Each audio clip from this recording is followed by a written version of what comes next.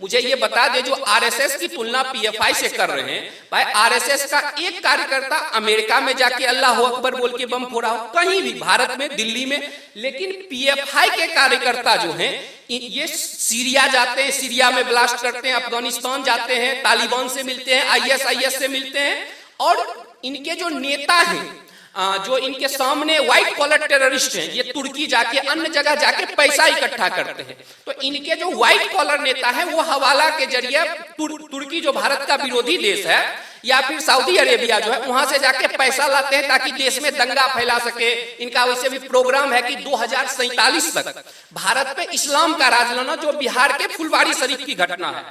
नमस्कार, आप देख रहे हैं एनटीवी निष्पक्ष और मैं हूं आपके साथ आयुषी श्रीवास्तव। एनआईए ने इस साल की सबसे बड़ी कार्यवाही की। आपको बता दें 93 ठिकानों पे छापेमारी की पीएफआई के, 106 से ज्यादा लोग गिरफ्तार किए गए हैं। लेकिन अब एनआईए पे सवाल खड़ा कर दिया जा रहा है। कई मुस्लिम कट्टरपंथी, कई मुस्लिम नेता जो हैं वो प्रदर्शन कर रहे हैं। केरल से लेकर कर्नाटक तक एनआईए गो बैक के नारे लगाए जा रहे हैं। एनआईए को कहा जा रहा है कि वो आरएसएस की जांच एजेंसी है, वो बीजेपी की जांच एजेंसी है। अब सवाल ये है कि एनआईए जैसी बड़ी एजेंसी को किसी सांप्रदायिक ढंग से देखना कितना गलत है, या फिर किसी धर्म से जोड़ना कितना गलत है। और सवाल ये भी कि जब इस तरीके के संगठन, इस तरीके के आतंकी संगठन को नस्ते-नाबूद किया जा रहा है, तो इन नेताओं के पेट में दर्द क्यों हो रहा है? इस मुस्लिम कट्टरपंथियों के पेट में दर्द क्यों हो रहा है? इसी पे आज हम बातचीत करेंगे। हमारे साथ शिवम, हमारे पॉलिटिकल एनालिस्ट, जुड़ चुके हैं, जो इसी मुद्दे पर हमारे साथ बातचीत करना चाहेंगे। सर, बहुत बहुत शुक्रिया हमारे साथ जुड़ने के लिए। जी धन्यवाद। जिस तरीके से हमने भी देखा, सब देख रहे हैं कि किस तरीके से पीएफआई जैसा आतंकी संगठन जो देश में फैला हुआ था उसे नस्ते नाबूद किया जा रहा है। एक प्लान बनाया गया, उस प्लान के तहत किस तरीके से एक ही रात में 93 से ज्यादा ठिकानों पे छापेमारी की गई। 11 राज्य उसमें जुड़े हुए हैं, 106 लोगों को गिरफ्तार किया गया। लेकिन प्रदर्शन क्यों होने लगा इसके खिलाफ? पेट में दर्द क्यों हो रहा है लोगों के? देखिए, मैं जो एक्शन लिया है एनआईए और ईडी ने, उसका भरपूर स्वागत करता हूं। ये एक्शन लेट है, लेट आए लेकिन जबरदस्त आए, तो इसीलिए देश की जनता, हर जनता को इसकी स्वागत करनी चाहिए। क्योंकि ये जो पीएफआई जो है, तो जिस तरह से general Bipin Rawat, CDS general Bipin Rawat ने कहा था कि भारत के लिए 2.5 मोर्चों पे खतरा है, पाकिस्तान से, चाइना से, और आधा मोर्चा जो बताए थे जनरल बिपिन रावत, वो यही बताए थे कि ये इसके जैसे जो संगठन हैं, पीएफआई जैसे संगठन जो हैं, ये देश के लिए घातक हैं। ये जो है देश में दंगा करवाते हैं, हिंसा करवाते हैं, तो इस पे जो है पहले की सरकार को ही पाबंदी लगाना चाहिए। लेकिन तुष्टीकरण के लिए, मुस्लिम वोट बैंक को खुश करने के लिए पहले की सरकार एक्शन नहीं ली। वर्तमान सरकार भी लेट एक्शन ली है। 5 साल पहले ही इस संगठन को बैन कर देना चाहिए, लेकिन ठीक है, लेट एक्शन ली। और जहां तक बात रही एनआईए पे सवाल उठाने की, तो ये एनआईए क्या, ये लोग हमारे आर्मी जो है, आर्मी को बोलती है कि ये बीजेपी की आर्मी है। जो आर्मी अपने परिवार से दूर, धूल में, राजस्थान में बालू में रहती है, वहां पे सियाचिन में बर्फ पे जो आर्मी रहती है, उस आर्मी ऑफिसर को ही ये लोग बोलते हैं कि भाई ये आरएसएस की आर्मी है, ये बीजेपी की आर्मी है। तो एनआईए पे तो अटैक करेंगे। सुप्रीम कोर्ट जो कॉन्स्टिट्यूशन का निगरानी करता है, क्या है, कॉन्स्टिट्यूशन को एक्सप्लेन करता है, उस सुप्रीम कोर्ट को कहते हैं बीजेपी का है। तो ये इन लोग का पुराना आदत है कि अब कोई भी बहाना बना के बचे। लेकिन इस बार जो ईडी है, ईडी ने इस तरह से जांच किया है मनी लॉन्ड्रिंग का, हवाला का, कि सिर्फ ये दंगाई नहीं, जितने नेता हैं वो भी ईडी से डर रहे हैं। जिस तरह पश्चिम बंगाल में हजारों करोड़ रुपया बरामद हो रहा है अलग अलग जगह से, जैसे ये दंगाई आतंकवादी संगठन पीएफआई जैसा जो है, एसडीपीआई है, कैंपस फ्रंट ऑफ इंडिया है, इन सभी में एक खौफ बन गया है कि भाई अब तो हमारी ये अंतिम बेड़ा है, अंतिम बेरा है। तो इसीलिए किसी तरह जो हम पे कार्रवाई कर रहे हैं उसी को बदनाम कर दें। तो ये बस उनका बदनाम करने का जो है एक, लेकिन ये जो एनआईए है, उसके साथ मैं एनआईए ऑफिसर को सलाम करता हूं।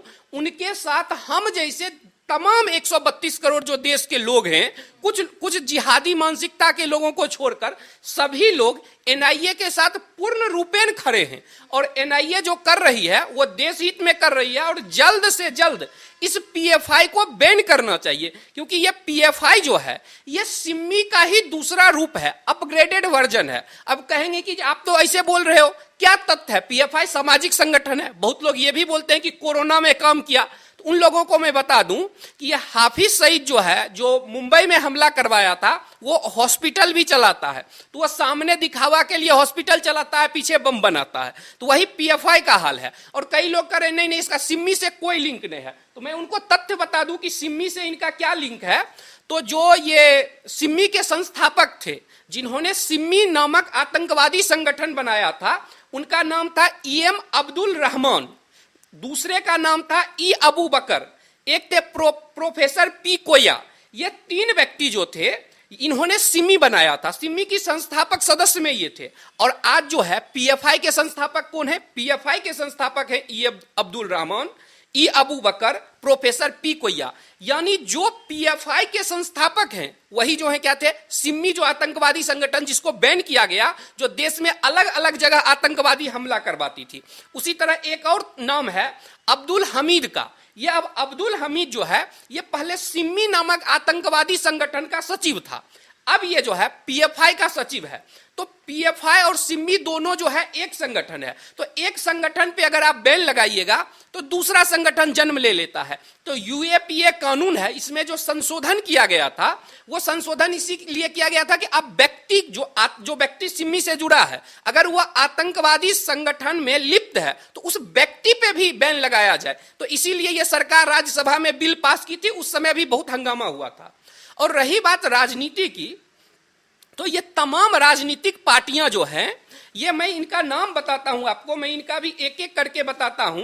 ये एक तारिक अनवर हैं, कांग्रेस के नेता हैं। ये इनडायरेक्टली पीएफआई को समर्थन कर रहे हैं कि पीएफआई है, आरएसएस है। भाई आरएसएस जो है वो सामाजिक संगठन है, सांस्कृतिक संगठन है। मुझे ये बता दे, आरएसएस का कोई कार्यकर्ता जय श्री राम बोल के बम फोड़ा है? जो भी हैं मुझे ये बता दे, जो आरएसएस की तुलना पीएफआई से कर रहे हैं, भाई आरएसएस का एक कार्यकर्ता अमेरिका में जाके अल्लाह अकबर बोल के बम फोड़ा हो? कहीं भी, भारत में, दिल्ली में।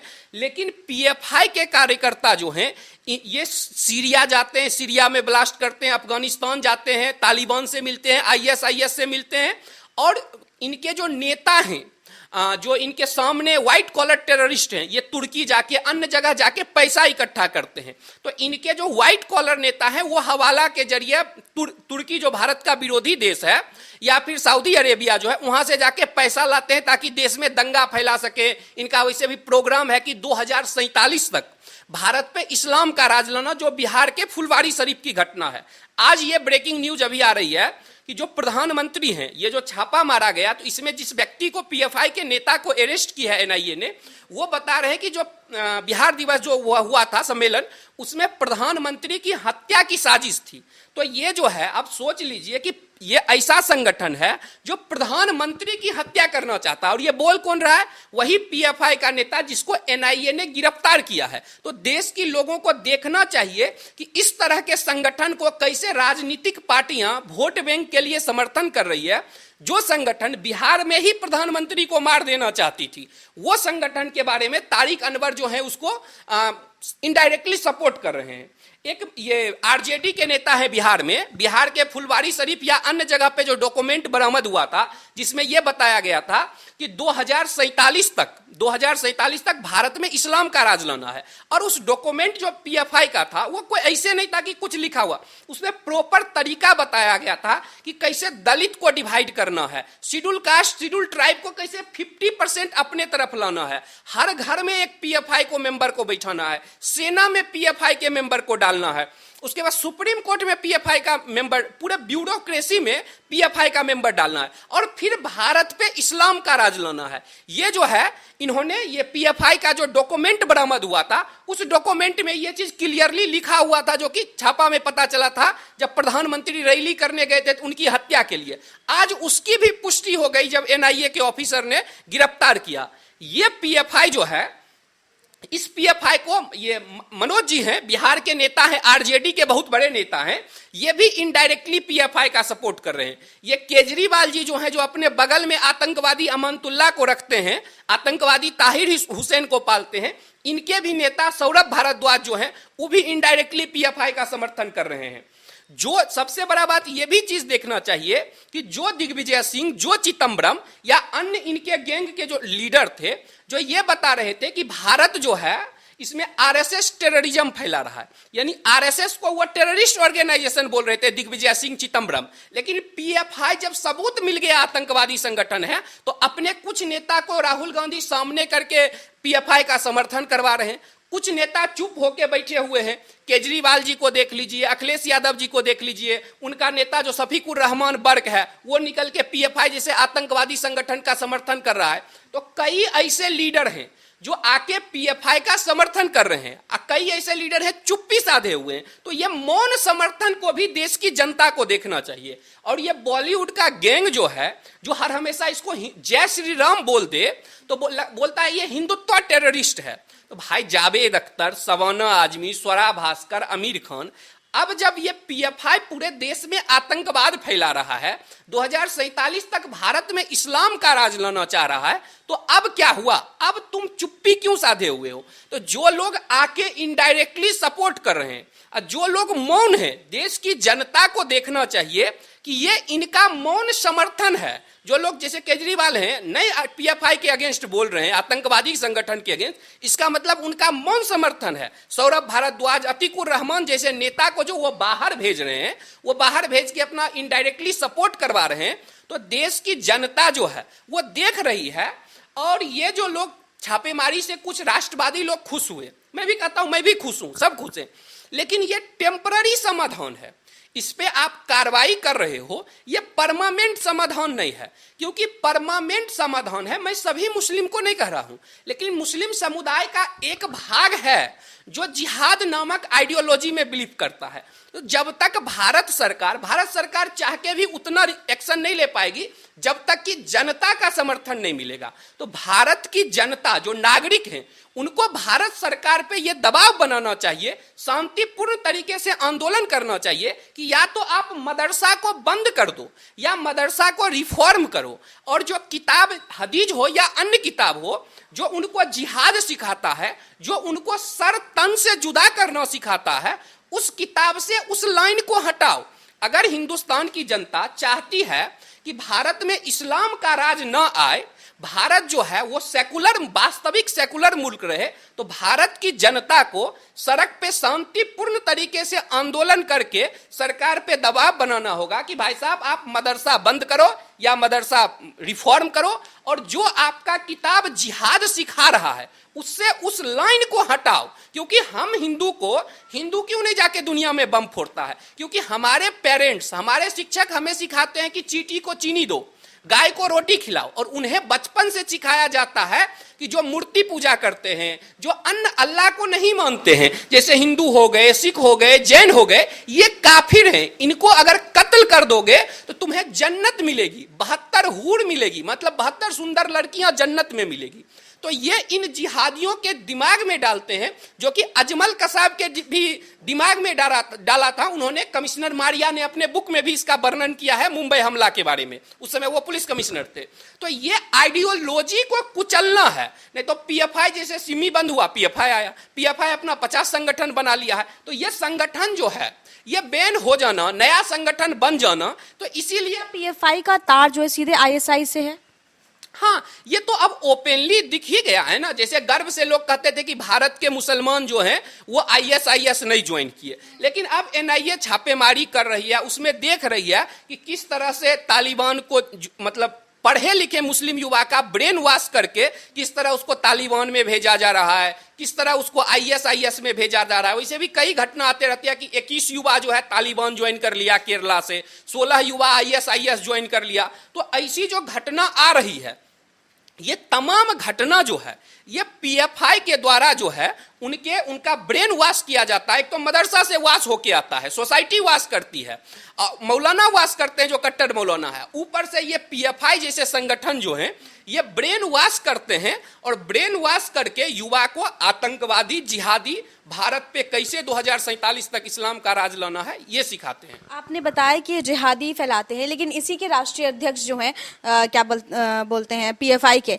इनका ये कहना है कि ये मुस्लिमों के लिए भलाई की बात करते हैं। जो गरीब बच्चे हैं, जो गरीब मुस्लिम बच्चे हैं जो पढ़ नहीं पाते हैं, उनको ये मदरसे में पढ़ाते हैं। उनका ये बयान है, उनका ये बयान अभी कुछ दिन पहले भी आया था कि वो उन्हीं की भलाई की बात करते हैं। तो इसमें सरकार को इतना दिक्कत क्या हो रहा है? क्या सरकार मुस्लिमों के हित में बात नहीं करती? सरकार मुस्लिमों के लिए शिक्षा को बढ़ावा नहीं देती है? मदरसों को बंद करना मतलब जो मुस्लिम बच्चे हैं उनको शिक्षा ना देना, इस तरीके की बात मौलाना उन्होंने खुद कहा था। तो इसको लेकर आप क्या कहेंगे? देखिए, जो पीएफआई के लोग बोल रहे हैं इसके तो एक तो मैंने जवाब दिया कि जो हाफिज सईद है वो भी हॉस्पिटल चलाता है लेकिन दिखावा के लिए पीछे बम फोड़ता है अल्लाह अकबर बोल के। लेकिन मैं उनको तथ्यपूर्वक जवाब देता हूं। जो वो भ्रम फैलाने की कोशिश कर रहे हैं कि पीएफआई समाज सेवा करता है, तो मान लीजिए कि बीजेपी की सरकार जो है वो अपने सरकार है एनआईए को भेज के बदले की कार्रवाई कर रही है। लेकिन केरला में बीजेपी की सरकार केरला में 2012 में नहीं थी, ओमान चांडी की सरकार थी, कम्युनिस्ट की सरकार, कांग्रेस की सरकार थी। केरला गवर्नमेंट ने केरला हाईकोर्ट में क्या बोला मैं ये बताता हूं।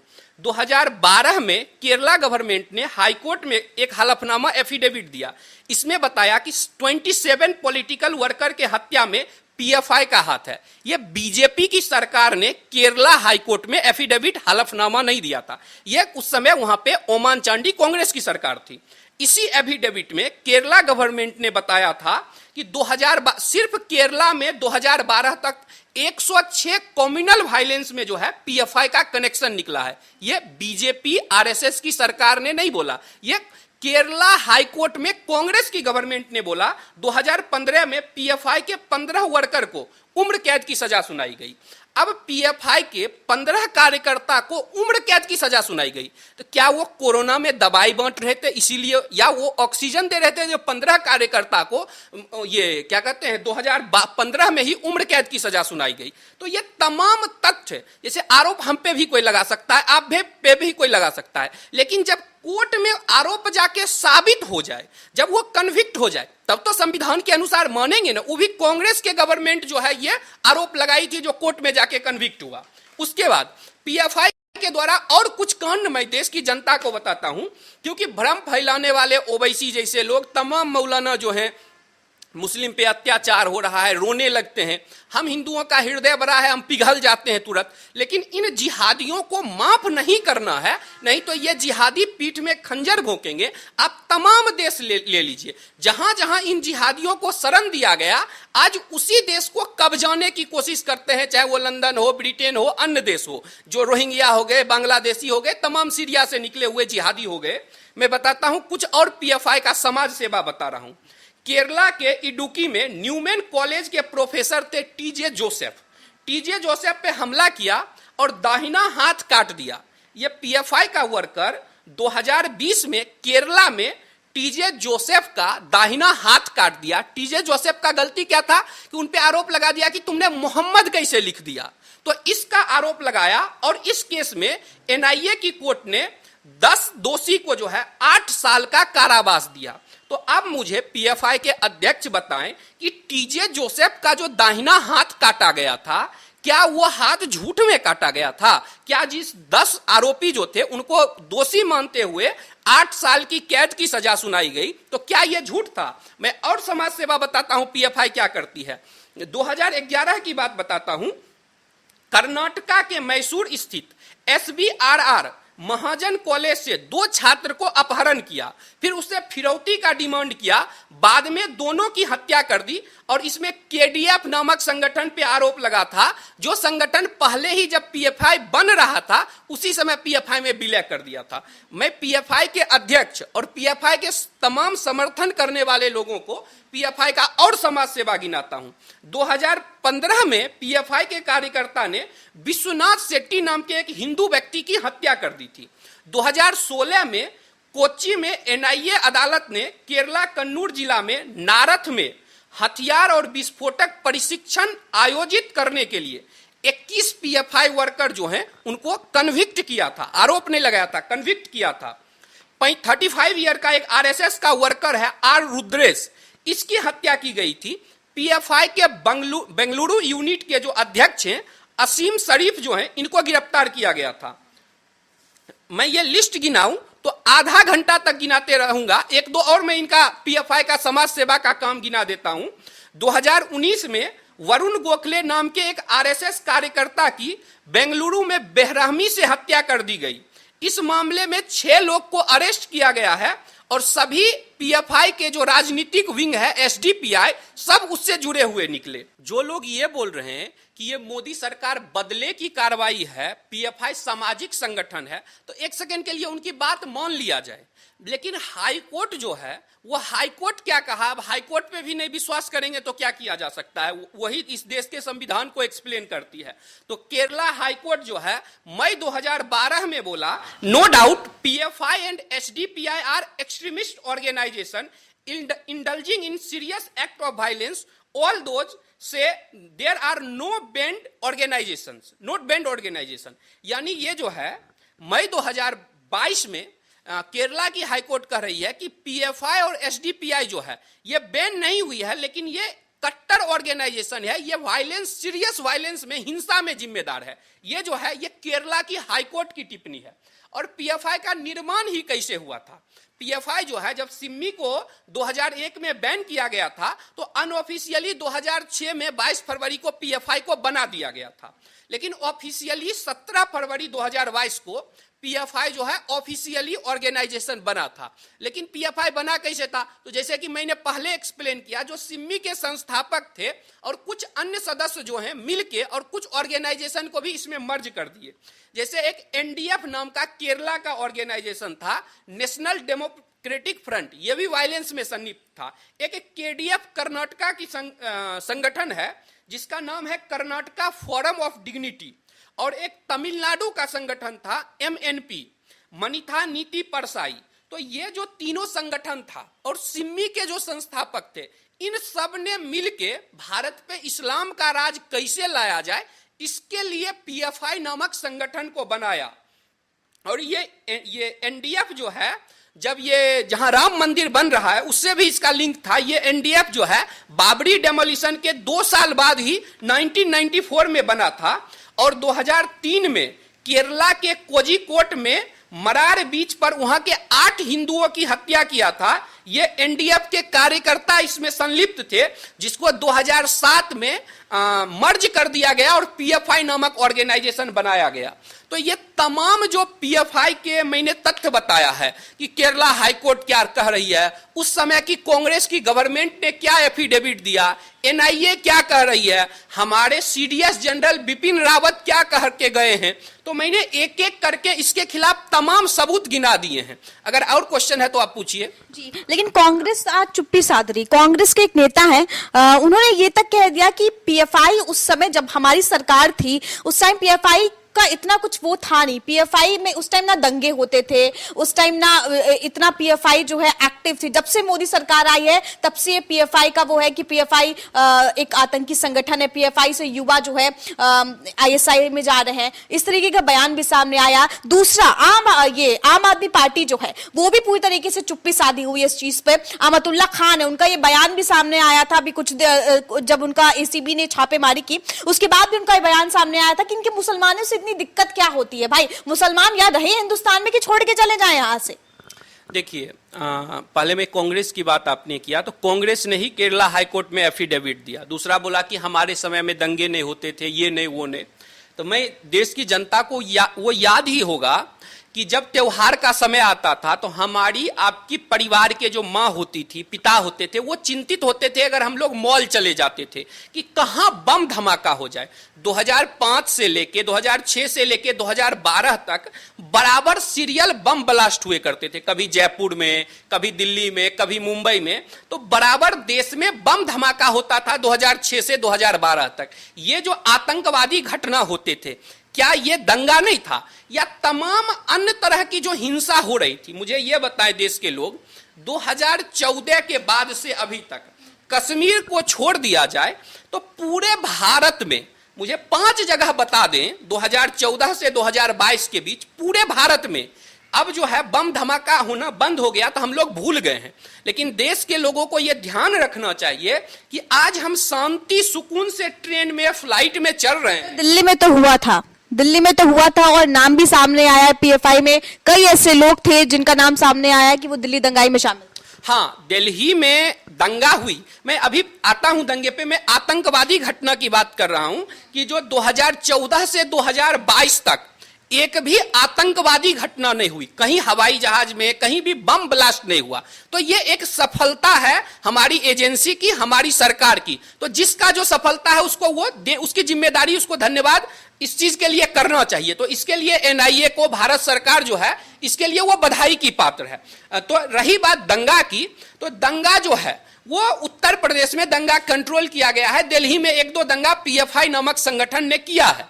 तो जब वो दंगा किया तो उस पर समय रहते काबू पाया गया। उसमें भी हमारे भाई अंकित जैसे तमाम लोगों के शरीर पे इतने चाकू का वार किया गया, तो वो तकलीफ तो कभी भूल नहीं सकते हैं। लेकिन इतना के बावजूद जिस तरह से पूरे भारत में आतंकवादी घटना को बंद किया गया, क्योंकि कश्मीर के अलावा पूरे भारत में 2014 से 2022 तक कहीं बम धमाका नहीं हुआ, कहीं किसी मॉल में। तो ये एक बड़ी सफलता है हमारी सरकार की, नागरिक की, एनआईए की, तमाम एजेंसियों की, हमारी जो रो काम कर रही है सबकी ये सफलता है कि देश में आतंकवादी घटना नहीं हुई। दंगे की भी 1-2 घटना हुई है जिसको हम गिन सकते हैं, लेकिन पहले इतने दंगे होते थे, पहले इतने आतंकवादी घटना होते थे। तो उन घटनाओं को भी हमें भूलना नहीं चाहिए। और कांग्रेस के नेता जो बोल रहे हैं कि हमारे समय में ऐसा नहीं होता था, तो भाई मैं बता दूं आपके समय में क्या होता था। दिल्ली के बाटला हाउस में जब आतंकवादी का एनकाउंटर किया जाता था तो हमारे जवान जब शहीद होते थे, वीर गति को प्राप्त करते थे, तो सोनिया गांधी रोती थी, बाल्टी भर भर के सोनिया गांधी रोती थी कि वाह मेरे आतंकवादी मर गया। जब मुंबई में आके बम ब्लास्ट होता था तो मनमोहन सिंह जो हैं वो जाते थे, एयरफोर्स के जवान आए और प्रधानमंत्री जी को बोले कि पाकिस्तान ने हम पे हमला किया, हम पाकिस्तान पे एयर स्ट्राइक करना चाहते हैं। तो मनमोहन सिंह दौड़े दौड़े गए सोनिया गांधी के पास, मैम एयरफोर्स के ऑफिसर आए हैं, ये सच्ची घटना है। टाइम्स नाउ पे इंटरव्यू में एक ऑफिसर जो हैं एयरफोर्स के, उन्होंने बताया है, जिसको मैं कोट कर रहा हूं।